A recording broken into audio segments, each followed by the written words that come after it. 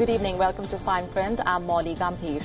After tensions between the US and Iran reached a tipping point, leaving West Asia on the boil, the war of words between the several sides has intensified now, and there have been calls for de-escalation from several countries. The tensions revolve around the 2015 nuclear agreement.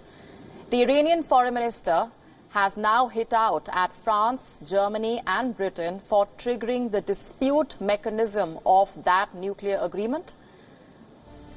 Remember, triggering the dispute resolution mechanism sets the clock ticking on what could be some 60 days of negotiations with Iran about getting back to full compliance with that agreement. And if Iran fails to do so, this could mean that Iran gets a snapback of the United Nations sanctions, which may also include an arms embargo. And the countries had gone ahead with that dispute mechanism in spite of Iran's warnings earlier. In the latest, in a tweet, the Iranian foreign minister has lashed out at the E3 countries, meaning France, Germany and Britain, alleging that they sold out remnants of that deal to avoid fresh tariffs from Donald Trump. That tweet on your screens now. The Iranian foreign minister also posted a screenshot of a Washington Post article published on Wednesday that claimed that Donald Trump had secretly threatened to impose a 25% tariff on European cars if they did not surrender to his position on Iran. They say, we're not responsible for what the United States did. Okay, but you're independent countries. Europe, EU is the largest global economy. So why do you allow the United States to bully you around? Because once you allow the United States to bully you, then they'll bully you on the Nord Stream pipeline. And the minister has, quote-unquote, said, it won't work, my friends. You only get what is his appetite. Remember your high school bully.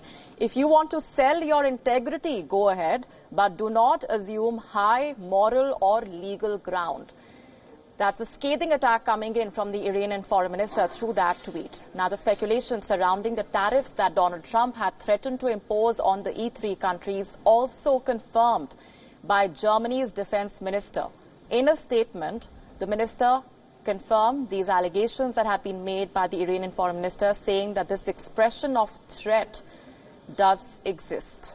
Donald Trump had made the threat privately a week before Germany, France and Britain formally accused Iran of breaching the 2015 nuclear deal. It was due to this threat that within days, the three countries has formally accused Iran of violating the agreement.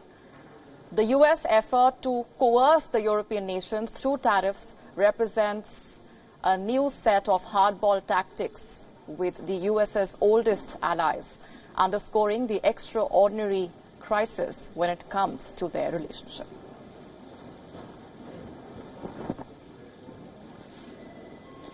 Let's go straight across now to our correspondent, Ira Spitzer, who's joining us live from Berlin. Ira, the German minister there, confirming that this indeed was a threat that was made by the American president. What has been the official statement coming in, apart from what the minister has said at this point? Any further reactions? Well, the statement there by Annegret Kramp-Karrenbauer, Germany's defense minister, which she made in London, where she was meeting with representatives from the United Kingdom, is the only official confirmation we've had of what was reported in the U.S. newspaper, The Washington Post, which was that there was some sort of, well, the Post reported that a 25% threat on automobiles imports was what the Trump administration had threatened. So Kramp-Karrenbauer seeming to confirm that. And of course, this is very controversial, because what it would indicate is that the U.S. is not above using this sort of threat of economic repercussions to influence foreign policy. So that is something that certainly does make allies like Germany, the U.K. and France very uneasy.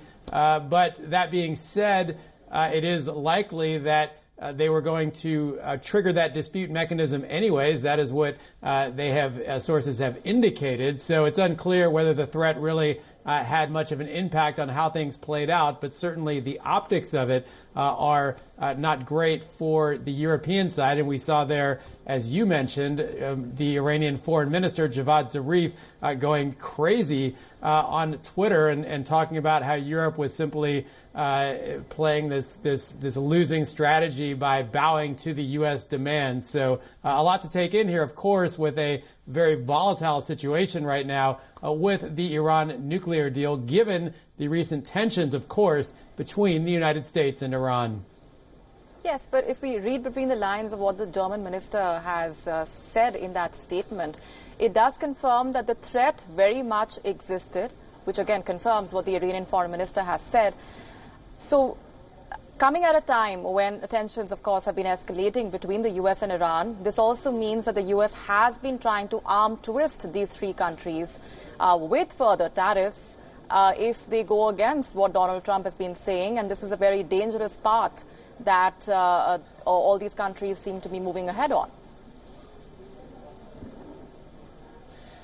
Well, there's no doubt that since Donald Trump took office a couple years ago, that he has made it very clear his displeasure, his dissatisfaction with the JCPOA, the Iran nuclear deal negotiated by his predecessor, Barack Obama. And so it certainly didn't come as a surprise to European leaders, the E3 countries, as they're being called, Germany, the United Kingdom, and France. It certainly didn't come as a surprise that he was pressuring them to make that deal not work. However, the idea that there could be arm twisting in the sense of tariffs, now that is certainly something that is new and a bit unexpected, but I don't think it comes as a surprise that the U.S. would exert pressure on its allies over this deal because the U.S. is simply wants a different strategy with Iran. Now,